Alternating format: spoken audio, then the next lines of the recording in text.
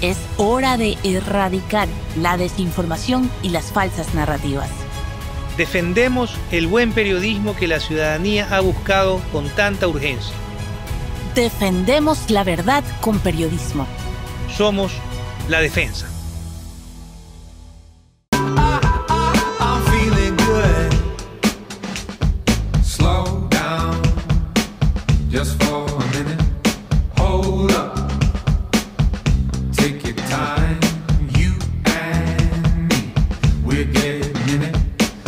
Nosotros estamos aquí para dar resultados a la gente, no solo como abogado. Si a mí me preguntas como abogado, yo te voy a dar mi criterio, no cumple y es complicado meterlo aquí, no se podría. Como abogado yo tengo clarísimos los conceptos jurídicos, pero como político tenemos que darle resultados a la gente, porque al final en la calle eso es lo que nos reclaman. Pero como abogado usted sabe que se va a violar la Constitución al darle facultades extraordinarias al presidente para que pueda disolver a través de un decreto cualquier empresa que fue creada por una ley. El Ejecutivo tendrá que darle respuestas a la gente y tendrá que hacer con las herramientas que se le da lo correcto. Si no lo hace, será castigado en las urnas y será también en su momento tendrá que rendirle cuentas a la Asamblea. Amigos queridos, muy buenas noches. ¿Cómo están? 19 de junio de 2025. Tengo que darles mis disculpas. Hemos tenido inconvenientes con el programa del mediodía. Ya les ampliaré información. Por ahora no es relevante, no son relevantes esos detalles.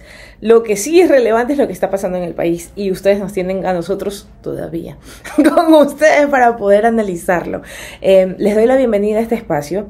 Quiero decirles que hemos elegido estas dos perlas, primero porque es interesante ver al Baby Torres hecho el modelo de televisión y por supuesto Sergio Peña que era tan diferente en su TikTok.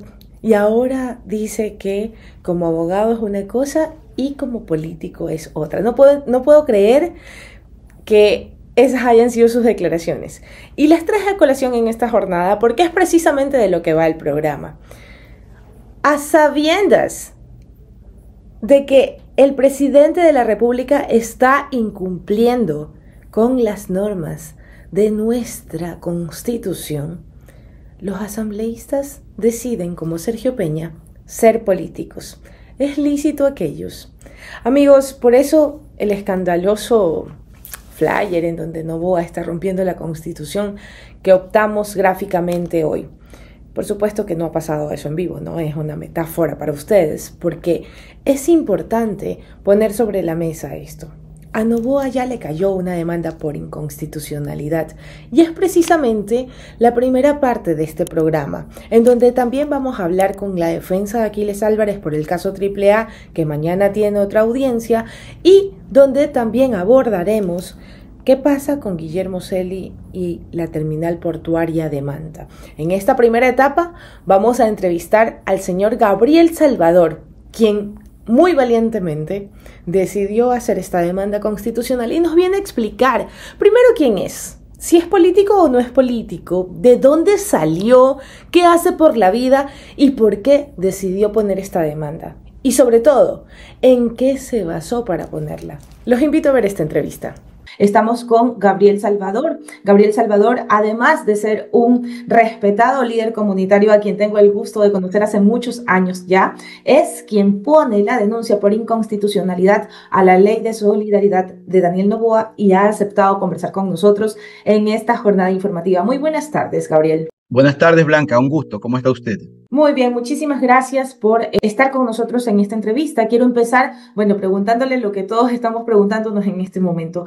¿Qué lo motivó a poner esta denuncia por inconstitucionalidad? ¿Cuáles fueron los elementos que vio en la propuesta de ley de Daniel Noboa que lo hizo pensar que era necesaria esta denuncia por inconstitucionalidad? Es ver todo lo que está pasando. El país está dividido. Y no puede ser posible que unos seamos malos y otros seamos buenos.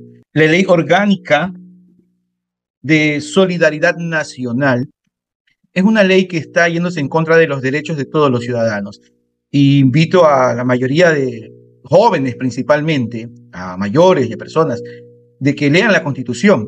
Los primeros capítulos de la Constitución son exclusivamente derechos de los ciudadanos, los cuales no podemos permitir que, sobre pretexto de un conflicto armado interno que no existe y que la Corte Constitucional por varias ocasiones le ha observado al señor presidente, lo que existe es un desbordamiento contumaz de la delincuencia y limitaciones completamente exorbitantes de la policía.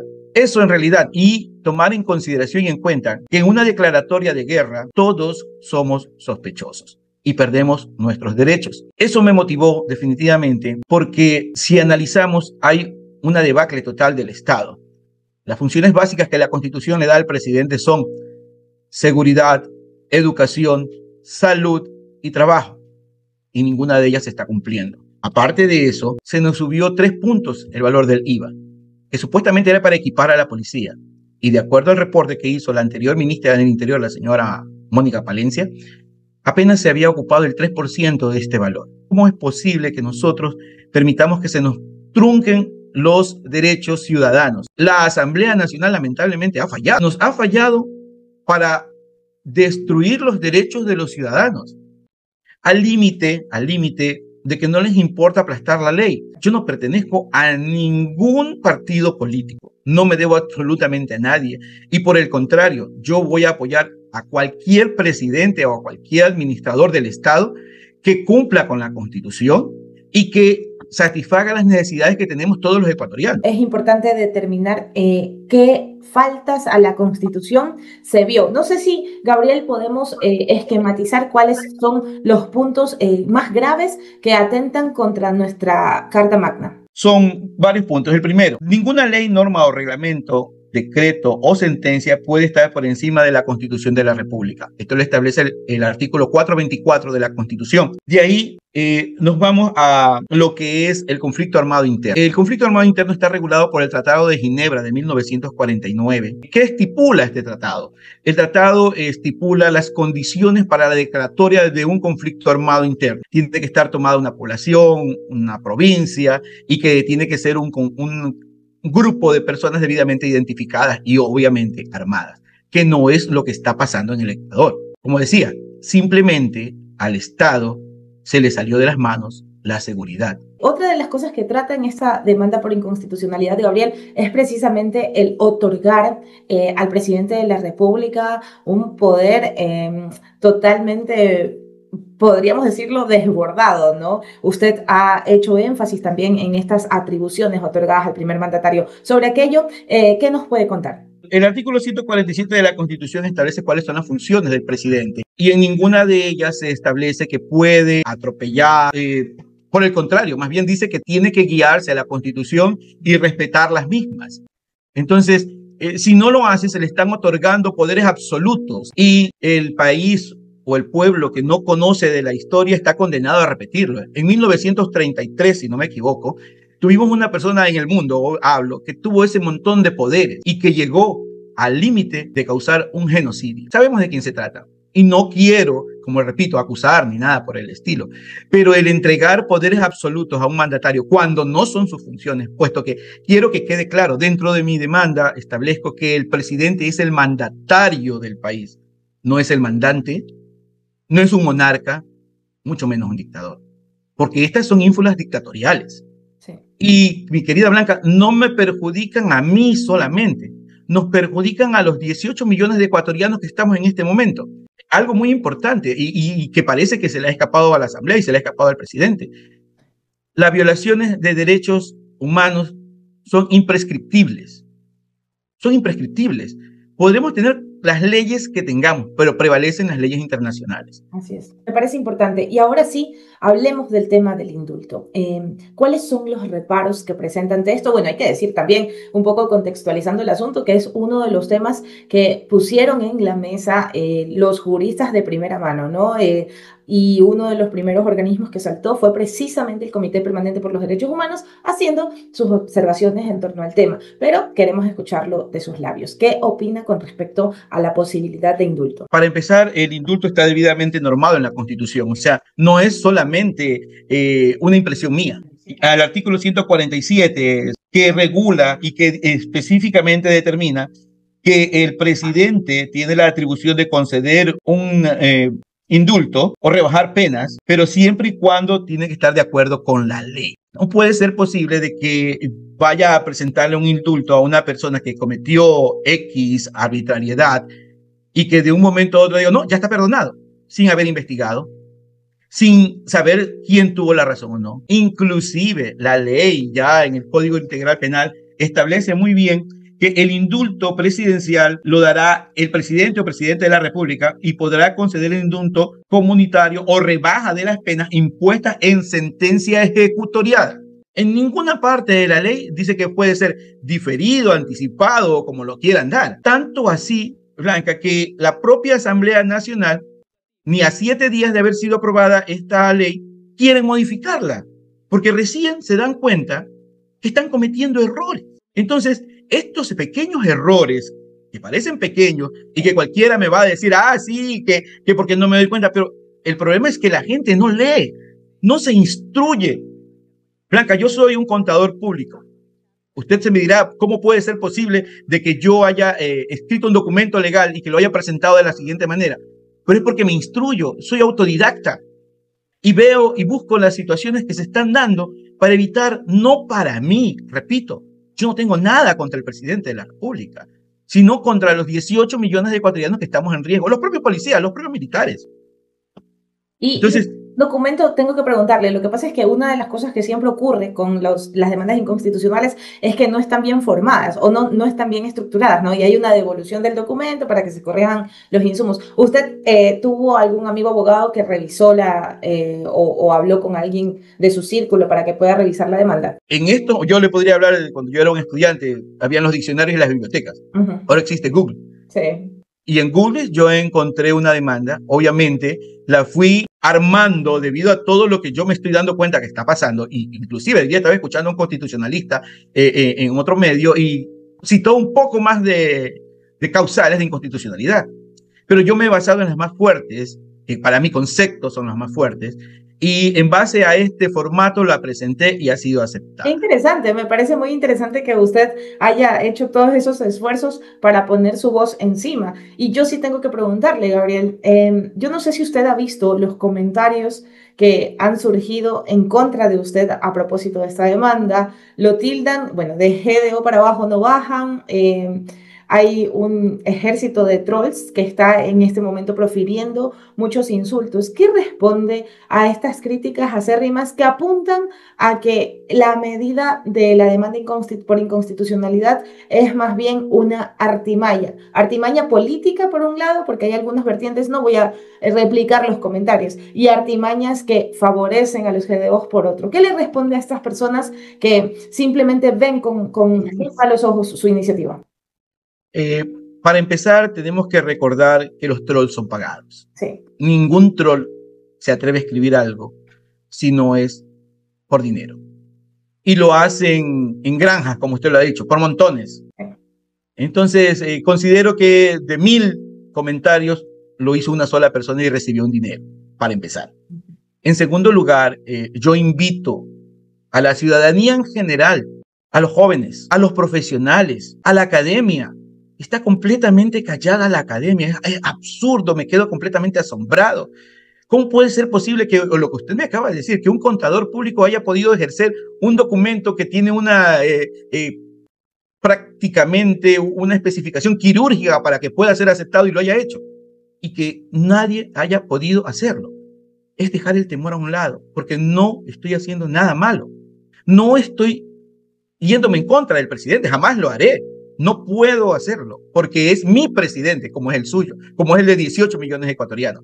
Pero si está equivocado y si está mal asesorado, es misión nuestra, de todos, ¿no es cierto?, ayudarlo, porque eso es lo que yo estoy enviando en este momento. Una ayuda porque se está equivocando, está cometiendo un error, se está yendo en contra de la Constitución. Como dicen muchos constitucionalistas, esta ley se puede revertir contra ellos porque el poder es efímero. Hoy estamos, mañana no lo estamos. O sea, simplemente lo que yo estoy pidiendo es que este gobierno trabaje. Tenemos una constitución de la República que nos fue regalada y está en todas las casas porque nos la regalaron. Leámosla.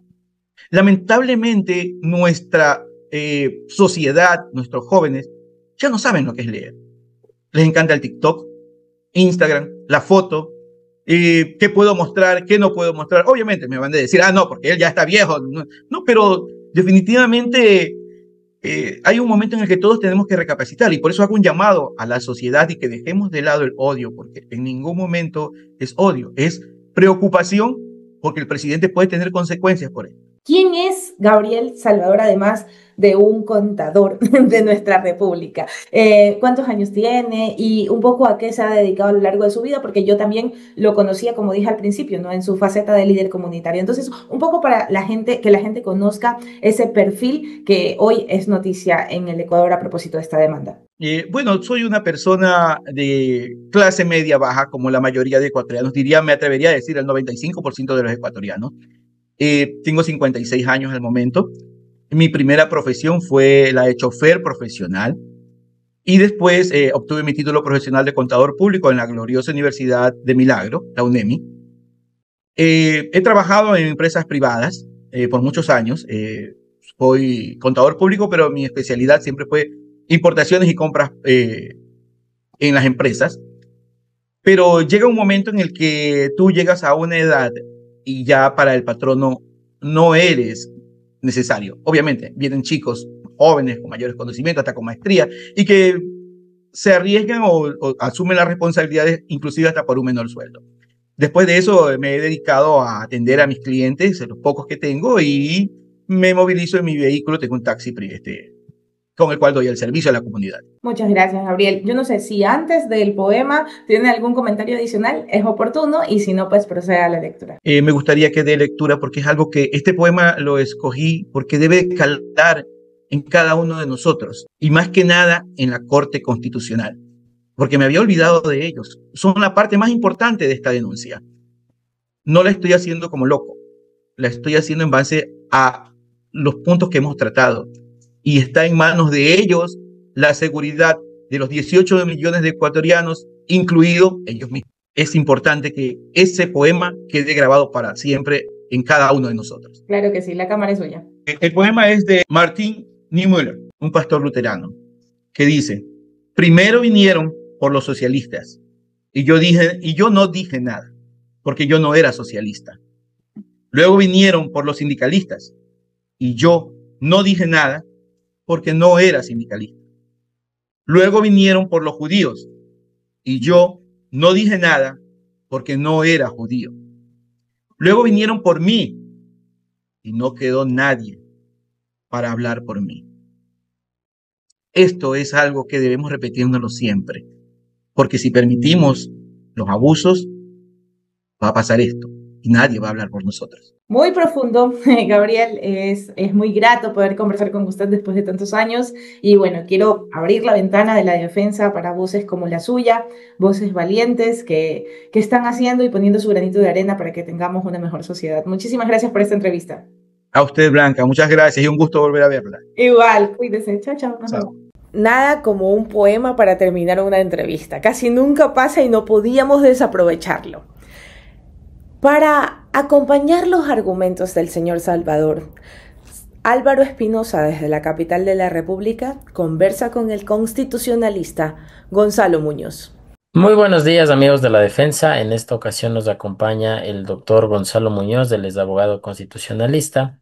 Y bueno, esta vez vamos a conversar un poco acerca de líneas generales sobre algunas de las denuncias de supuestos o de presuntos vicios de constitucionalidad, de inconstitucionalidad, que tendrían algunas de las leyes económicas urgentes recientemente aprobadas y también la ley de inteligencia. Bienvenido, Gonzalo, un gusto como siempre que nos acompañes aquí. Justamente para empezar, quisiera que abordemos esta polémica ley de inteligencia que ha sido cuestionada desde varios sectores por lo intrusiva que puede llegar a ser para la privacidad de las personas. ¿Qué vicios de inconstitucionalidad tú has identificado en esa ley recientemente aprobada? Bienvenido. Bueno, muchas gracias. A ver, yo creo que el debate debe empezar por la necesidad de que el país, de que el Ecuador cuente con una ley de inteligencia. Una ley de inteligencia que cree, valga la redundancia, un sistema general de inteligencia con varios subsistemas. un subsistema policial, subsistema militar, etcétera, como efectivamente hace esta normativa. Es decir, la necesitamos ¿para qué? Para combatir el crimen organizado y el narcotráfico, que tiene en vela a los ciudadanos. Ahora bien, ese combate y ese ejercicio de las labores de inteligencia deben darse dentro de un régimen jurídico. ¿Cuál régimen jurídico? El que rige al país, pues, nuestra constitución, etcétera. Y ahí podemos encontrar ciertas disposiciones que contrarían expresamente la Constitución, como por ejemplo el hecho de que se permita escuchas telefónicas, interceptación de comunicaciones sin orden judicial. El artículo 66 de la Constitución, en su numeral 21, nos deja claro que en todos los casos no establece excepciones para que se pueda dejar de lado la inviolabilidad de correspondencia, a la cual todos los ecuatorianos tenemos derecho, tanto física como virtual, y todo tipo de comunicación tiene que mediar una orden judicial, que en este caso, pues la ley no la exige, a diferencia de lo que sí existía con la Ley de Seguridad del Estado. Entonces, esto preocupa, ¿por qué? Porque en el contenido de la ley no solo que existe esta disposición que contraría expresamente la Constitución, sino que no se establecen controles a las labores de inteligencia, más allá que en el tema de gasto la Contraloría verificará al final antes de incinerarlos. Pero no existe, por ejemplo, una especie de control político a quien ejerce este tipo de labores como sí han existido en otros países. Ponían varios ejemplos como la Patriot Act en Estados Unidos, durante el periodo de Bush, pero en esa época fue precisamente con un objetivo que se expidió esa ley. ¿Cuál? El combatir el terrorismo, es decir, era una medida excepcional y momentánea, sujeta a controles, incluso político por parte del Congreso, la CIA, en ese caso. En este momento en el Ecuador no se establece que las labores de inteligencia, que en este caso contrarían la Constitución al no respetar la inviolabilidad de correspondencia, ¿sí? Van a ser excepcionales o con un fin específico, el crimen organizado, no, sino que lo deja abierto. ¿Sí? Al dejarlo abierto, pues en ese caso la ley desde mi punto de vista no tendría un fin constitucionalmente válido y por lo tanto debería ser declarada su inconstitucionalidad. En cuanto a la ley de solidaridad nacional, también hubo bueno, múltiples cuestionamientos por esta posibilidad de que existan allanamientos sin orden judicial de igual forma y que se declare, bueno, a discreción de las autoridades como objetivos militares a grupos o a personas que podrían estar vinculados a estas estructuras criminales y también se creó o se pretende crear un régimen de juzgamiento específicamente para estos delitos de conflicto armado interno. Entonces, ahí también tal vez existen estos vicios o estas inconstitucionalidades. A ver, la ley de solidaridad, perdón, que en un principio se denominaba Ley para combatir las economías criminales, ¿sí? Fue perdiendo ese objeto a lo largo del trámite legislativo. Sí, y yo no veo con preocupación el tema de allanamiento sin orden judicial. ¿Por qué? Porque existe, en primer lugar, un control ex post, es decir, un control posterior por parte de un juez, y tampoco es el único caso. Sí, existen más casos en el código que permiten allanamientos sin que exista una orden judicial. ¿Qué sí me preocupa? ¿Ya? En el tema constitucional, por ejemplo, que hagan el hecho que la prisión preventiva deje de ser excepcional y sea la regla general para ciertos delitos. En el concepto, entiendo que pues, esto puede partir incluso de una intención de buena fe del gobierno, ¿ya? Para evitar que jueces, como se ha venido dando, pues liberen a este tipo de criminales. Sin embargo, pues la Corte Constitucional ha sido clara, enfática en señalar que la prisión preventiva no puede ser una medida obligatoria, sino siempre de carácter excepcional. Incluso ya se la negó al gobierno cuando lo propuso como modificación constitucional. Ahora, ¿tú crees que estas dos cuestiones que has señalado en ambas leyes, la prisión preventiva como única medida eficaz y también el hecho de que se puede interceptar las escuchas telefónicas y que no exista pues un contrapeso político para lo que finalmente hagan las autoridades de inteligencia, motivan a la Corte Constitucional para que se presente primero alguna acción ante ese organismo y luego pues exista algún tipo, por ejemplo, de suspenso en sus defectos o directamente que sean declaradas inconstitucionales? Es importante lo que mencionas, ¿por qué? Porque la Corte no puede realizar un control abstracto de constitucionalidad de oficio, sino que tiene que mediar una demanda para que la Corte pueda entrar a analizar estos asuntos. Yo creo que si es que se llegara a presentar una demanda de inconstitucionalidad bien presentada, con fundamentos y argumentos sólidos, que los hay en este caso, pues tendría bastante posibilidades de ser aceptada por la Corte Constitucional y, ¿por qué no, en la admisión también establecer una suspensión condicional de la norma o de las disposiciones demandadas por inconstitucionalidad? Ahora, en la Asamblea está en trámite esta segunda o tercera ley económica urgente que ha enviado el presidente, es la tercera, la Ley de Integridad Pública, y en el trámite se han incluido algunas propuestas de reforma al Código Penal para el juzgamiento de adolescentes infractores y el incremento de penas para que ellos sean juzgados como adultos.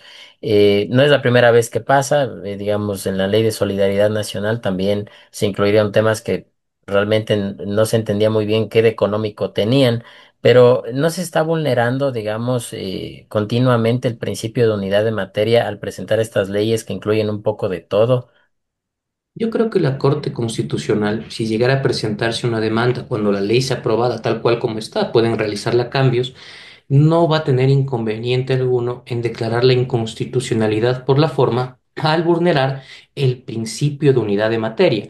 ¿Qué implica la unidad de materia? Una conexidad lógica entre todas las reformas que realice un proyecto de ley y que las mismas guarden concordancia con el objeto del proyecto.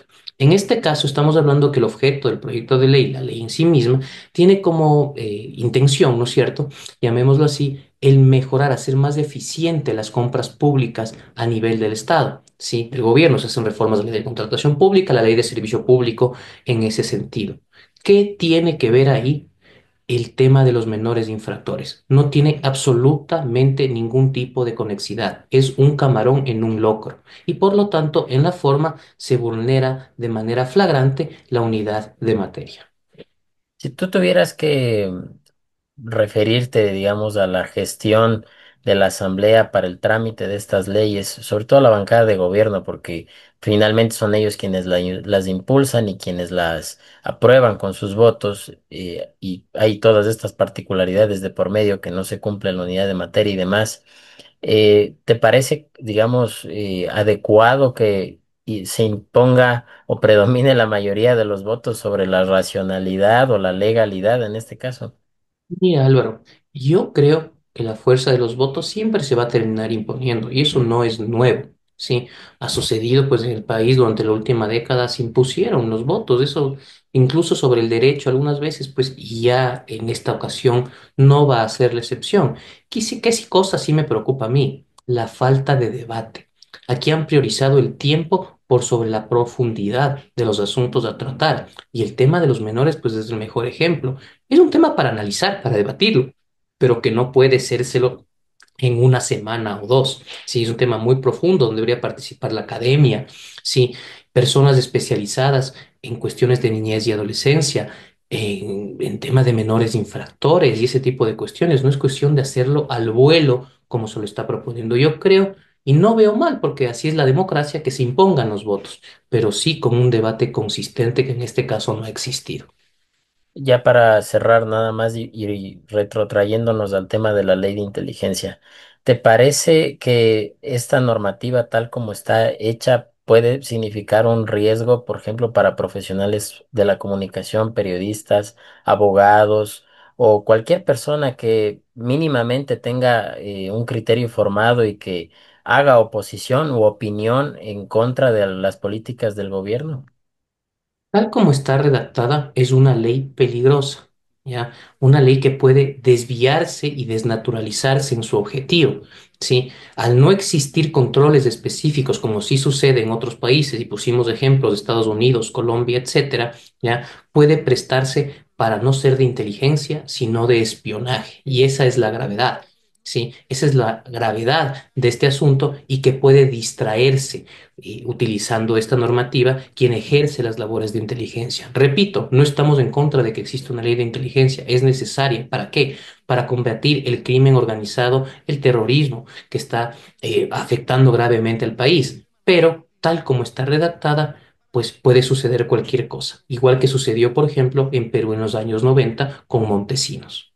¿No crees que también cómo se elaboran estas leyes y todas las críticas que hay alrededor de ellas no están hechas de modo tal que cualquier persona que se oponga termina siendo señalado por estar del lado de la delincuencia? Porque finalmente esa es la narrativa que impulsa el gobierno una vez que lo critican por la ley de inteligencia, la de solidaridad y ahora esta de integridad pública. Entonces, ¿no es esa la intención de fondo tal vez también? Esa es la dicotomía que se quiere implementar y que no podemos caer en eso, ¿sí? Como digo, o sea, son leyes necesarias. Hay que reforzar las leyes como instrumentos para combatir a la delincuencia, inclusive en labores de inteligencia. Pero también tenemos que observar cualquier tipo de disposición que contraríe la Constitución y que se puedan prestar para abusos y no para el fin jurídicamente válido con el cual fueron emitidas. Perfecto, querido Gonzalo, te agradecemos muchísimo tu valioso aporte, como siempre, para darnos un poco más de claridad sobre estos temas que a ratos son un poco complejos. Y pues nada, las puertas de la defensa siempre abiertas para futuras entregas. Muchas gracias, Álvaro. Un saludo a todas las personas que nos vieron por la defensa. Un abrazo. Y es hora de una pausa comercial. Y volvemos, amigos, porque hay programa para rato.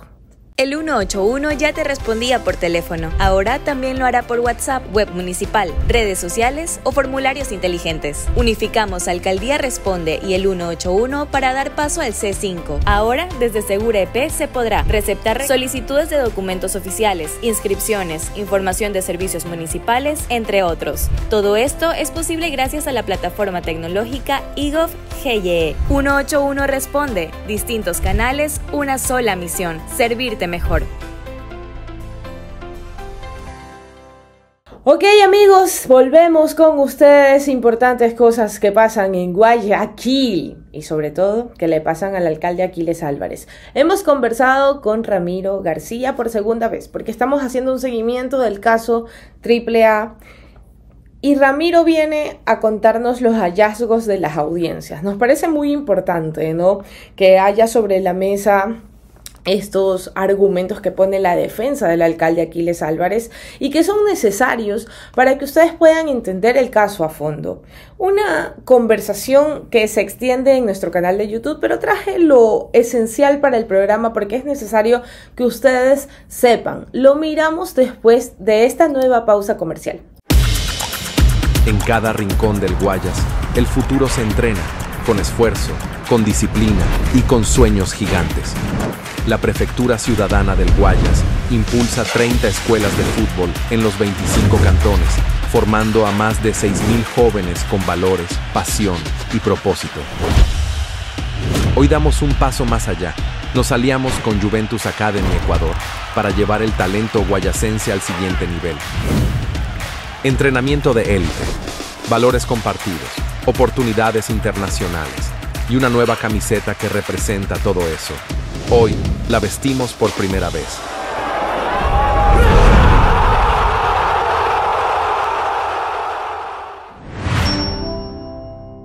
El 181 ya te respondía por teléfono. Ahora también lo hará por WhatsApp, web municipal, redes sociales o formularios inteligentes. Unificamos Alcaldía Responde y el 181 para dar paso al C5. Ahora, desde Segura EP se podrá receptar solicitudes de documentos oficiales, inscripciones, información de servicios municipales, entre otros. Todo esto es posible gracias a la plataforma tecnológica eGov.ge. 181 Responde. Distintos canales, una sola misión: servirte mejor. De todas las diligencias actuadas dentro de la instrucción fiscal, especialmente las pericias, los peritajes, pues se destruye la teoría del caso de fiscalía. Las pericias coinciden en que no existe delito desde ningún punto de vista. Es más, se han hecho pericias a las de estaciones de servicio, a la de combustibles, a pericias societarias, y todas coinciden en que no hay indicios del cometimiento de delitos.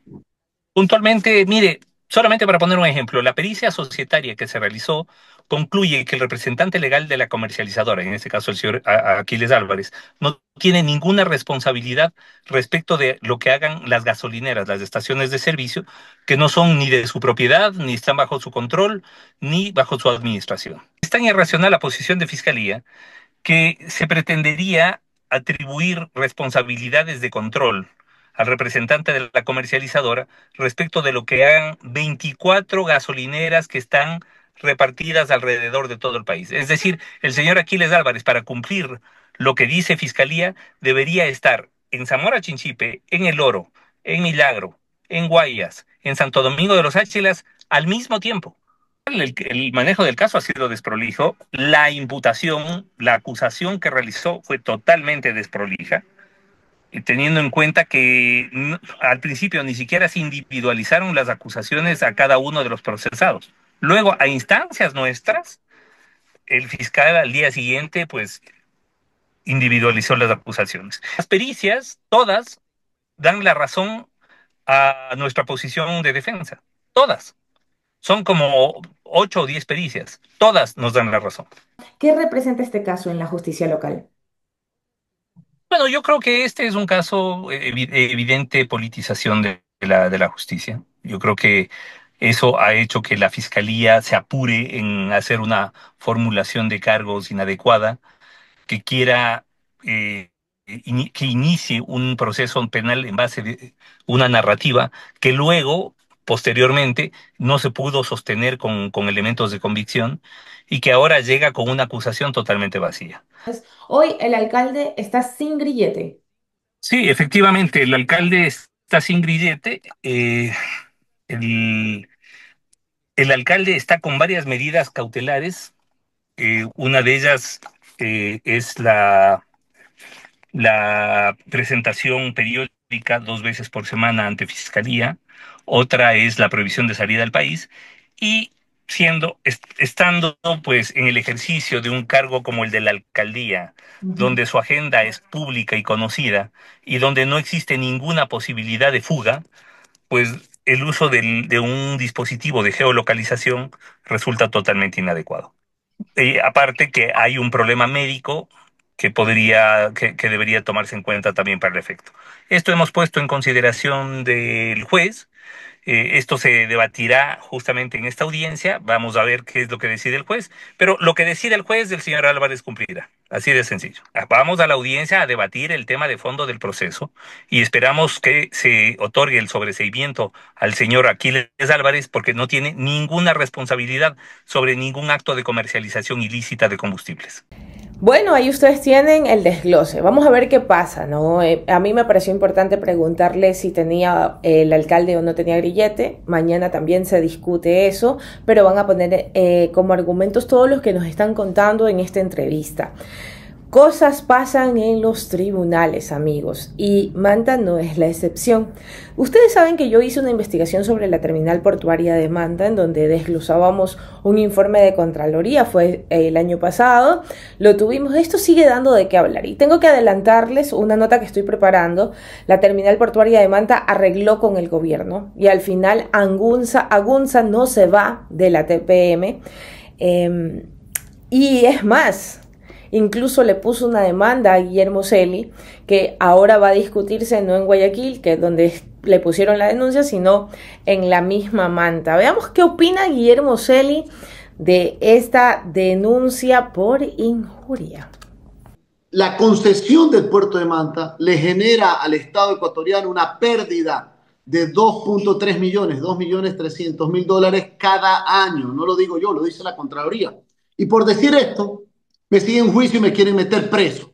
Si a mí me están acusando de que he proferido deshonra o injuria a la persona jurídica de Agunza, acuérdense que las personas jurídicas no tienen ni honra ni honor, solo las personas naturales. Más allá de que yo ni siquiera he proferido contra nadie ninguna deshonra ni ninguna injuria, ni mucho menos. Yo lo que he hablado en base a mi fiscalización como asambleísta en el periodo 2017 al 2021, en que me entero de esta barbaridad, y luego como ciudadano, como ecuatoriano, como presidente encargado del partido Suma, lo he venido haciendo como candidato a la presidencia de la República también. Yo prefiero irme a la cárcel, pero no me voy a callar. Yo soy de los ecuatorianos valientes y que voy a seguir defendiendo a mi país y a los recursos de los ecuatorianos. Bueno, vamos a ver qué pasa en la política, también vamos a ver en los días venideros, en las semanas venideras, qué pasa con Suma. Guillermo al final ya no es asambleísta, está dedicado al sector privado, pero importante también conocer qué pasa con nuestros políticos. Ese tema de Manta va a estar increíble, se los recomiendo en las próximas semanas. Y ahora bien, amigos queridos, Juan Sebastián Naranjo, analista económico, viene a desglosar si las medidas de Noboa son o no son útiles para el país. Bien, amigos, me acompaña el experto Juan Sebastián Naranjo. Él es experto en economía, es economista y viene a conversar con nosotros sobre precisamente estas medidas que está tomando el gobierno en nivel arancelario, pero también hay otros temas importantes que atañen a las finanzas del Ecuador. Juan Sebastián, muy buenos días, bienvenido a La Defensa. Buenos días, qué placer estar con usted, Blanca, podernos conversar sobre lo que pasa en la economía y en el mundo, ¿no? Al final eso nos atañe y nos conecta con el mañana del Ecuador. Sí, por supuesto, muy importante. Primero quiero hacer una mirada local, ¿no? Daniel Noboa tiene algunas semanas en este nuevo periodo, ya mismo el 24 cumple un mes. Es un presidente que ha venido el último año intentando sortear algunas situaciones importantes en el país, como la seguridad, y que sin embargo hay una crítica muy fuerte por la escasa ejecución presupuestaria de este gobierno. Entonces, quería saber si desde su perspectiva esto tiene alguna explicación coherente, porque hay personas que están cayéndole al gobierno con todo porque sus ministerios simplemente no dan pie con bola en la ejecución presupuestaria. Algunas tienen incluso menos del 3%.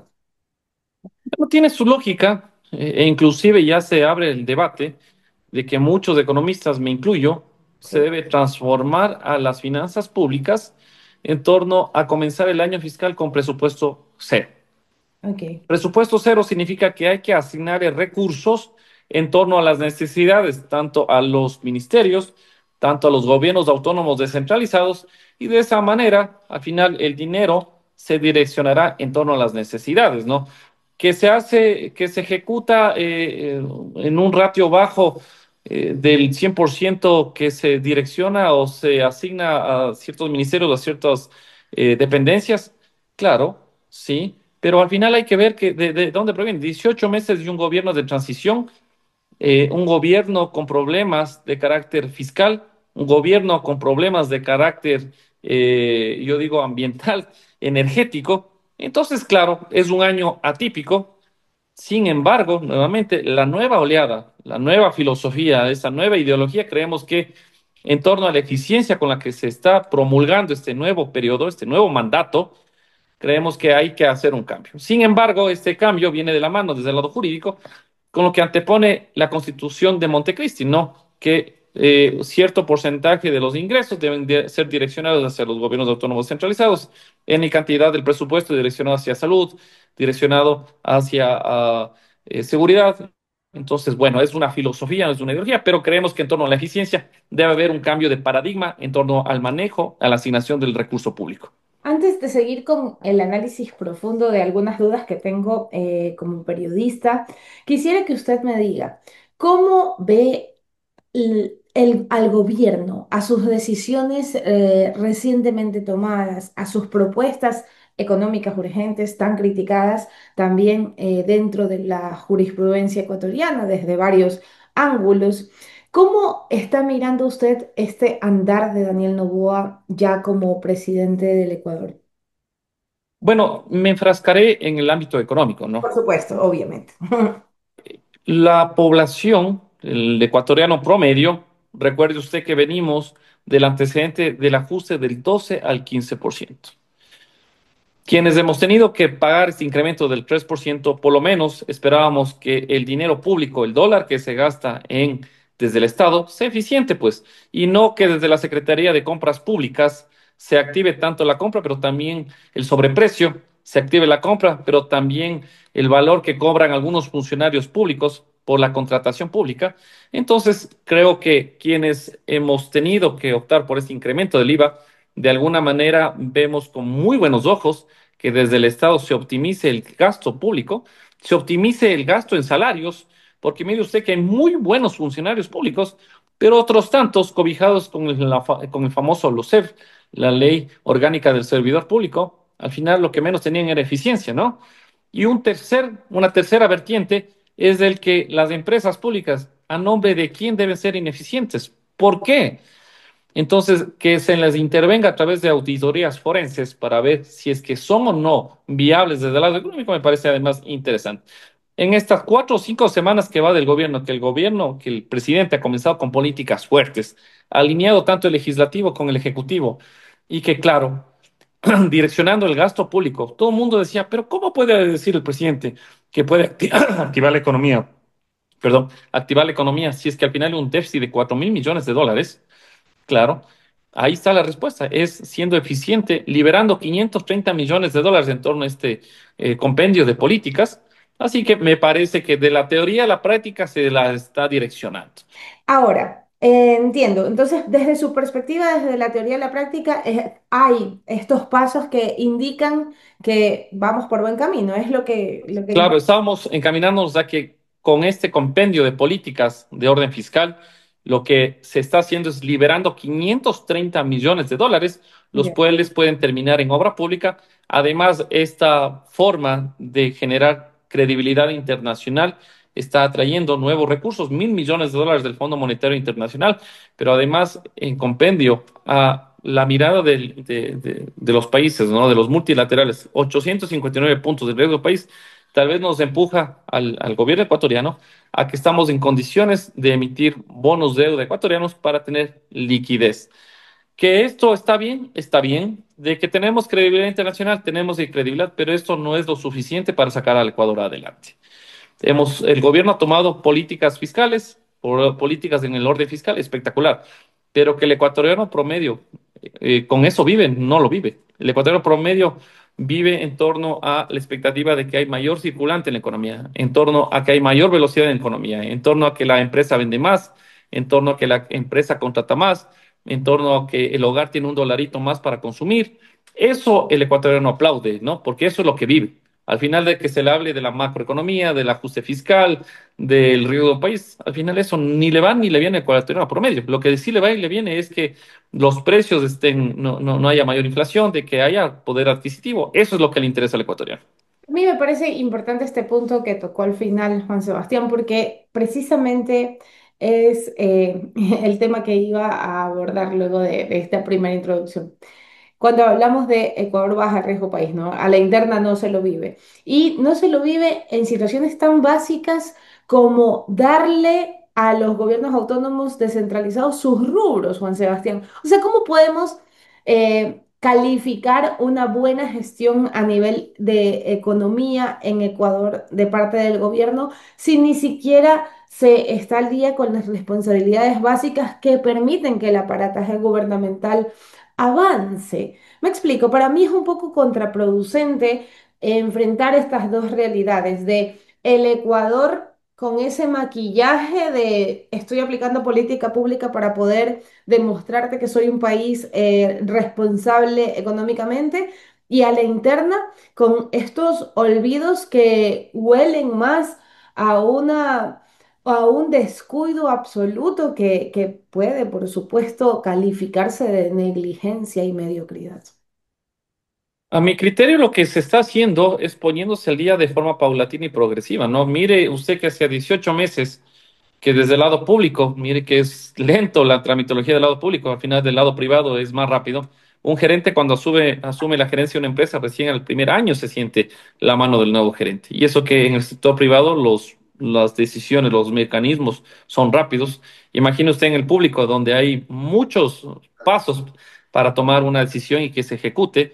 18 meses de heredar un gobierno con atrasos con los proveedores, con los gobiernos autónomos descentralizados, con poca credibilidad internacional. Yo creo que este ajuste fiscal de forma paulatina se lo viene poniendo al día. Atrasos con el banco, con el Instituto Ecuatoriano de Seguridad Social, con el 40%. Entonces, claro, dice uno desde la teoría, se debería hacer A, B, C, D, E, F, G hasta llegar al Z, ¿no? Mm. Pero otra cosa es ponerse al frente y claro, sentarse y llegar a un compendio en torno a ponerse al día con muchos frentes. Creo que el poner de forma progresiva, el generar esta credibilidad, el dar un poco a cada uno de los pendientes, eso al final se lo está logrando. Mire que el año 24, con este acuerdo con los multilaterales, el ingreso de dinero, mucho de ese dinero terminó en poniéndose al día con los acreedores. Y al Claro. final ese dinero de los acreedores terminó en el sistema financiero nacional. Por ello es que llegaron a históricos de depósitos a la vista y a plazo. Era en torno a ese dinero que se puso al día con los acreedores. Que de la noche a la mañana vamos a vivir en Ecuador, en el país de las fantasías, no es así, porque al final es sector público y se necesita de forma progresiva ir solventando muchos problemas.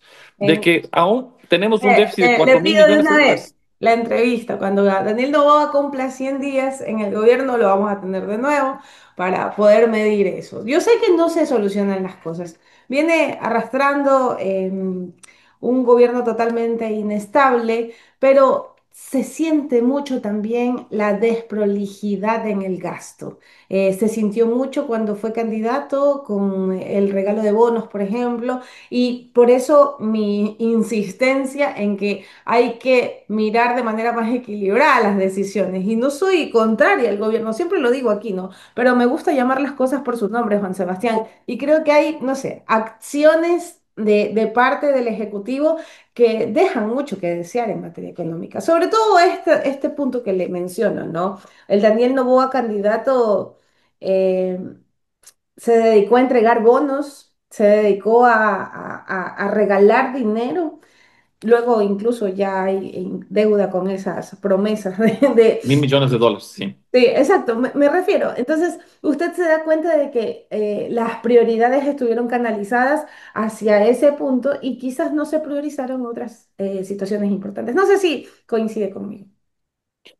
Sí, a ver, yo me atrevía, yo hago los lunes editoriales y en un titular de mi editorial de hace una semana decía Ecuador se le comienza a administrar como una corporación. Se inaugura Ecuador Sociedad Anónima. Sí, Mm. hablo desde este último mandato, sí, que esta búsqueda de la eficiencia tenga que ir de la mano con un tinte político lo tiene que hacer, de que es lo eficiente y lo óptimo, no necesariamente, pero lastimosamente estamos frente a un Ecuador que en elecciones votan no necesariamente por el más eficiente, no necesariamente por el más óptimo, por el más preparado, por el más inteligente, sino tal vez en su ámbito, en su perfume populista, ¿no? Del que más ofrece, del que más te contenta. Entonces, bueno, yo dejo de lado a la política para que los politólogos lo analicen. Yo netamente le hablo desde el lado económico.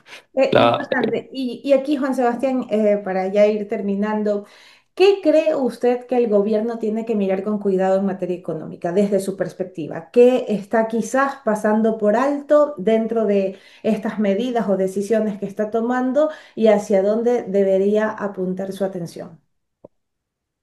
Veo con muy buenos ojos que se han tomado políticas fuertes, Ya. pero esa toma de políticas viene solo desde el ámbito fiscal. Desde el ámbito fiscal, activar la economía, desde la obra pública, una filosofía keynesiana al 100%. Creo que lo que hace falta hacer un híbrido de este gobierno hacia la toma de políticas pro producción, un poco también llevar a la filosofía austríaca, porque al final lo que se está haciendo es muy macro, ¿no? La toma de políticas fiscales, pero se están olvidando la toma de políticas del lado de la producción. Hasta el día de hoy, bueno, es muy poco tiempo de este nuevo mandato, no Sí. se ha tomado ninguna política pro incentivar a la empresa, pro generar incremento de esta sostenibilidad, pro aumento de nivel de ocupación por la empresa. Entonces, a mi criterio, se ha tomado políticas interesantes del orden fiscal, pero se ha descuidado el pensar en qué necesitan las empresas para que puedan crecer. Hasta el día de hoy, más allá de los ajustes tributarios que los ecuatorianos y las empresas han tenido que soportar, a mi criterio no ha habido ningún tipo de política que le diga a la empresa, estás en un mejor momento, estás en un mejor escenario, es momento de que arriesgues. Sí, las Creo que últimas horas con respecto a esto que dices es muy importante. Ya salieron los productores de carnes y proteínas, los proteicos, a decir por qué están dejando entrar proteínas a Ecuador si nosotros somos productores. Entonces, bueno, habría que tener cuidado con aquello, ¿no? Que vive el libre Sí, mercado, pero que tenga... definitivamente. Que se está haciendo cosas desde el lado público. La Sí. eficiencia del dinero público, aplauso. ¿Que es lo suficiente para el Ecuador tome un norte? Totalmente no. Hace falta políticas pro empresa, pro contratación laboral, pro impulso de las palancas de la producción para que esto sea, el escenario sea completo.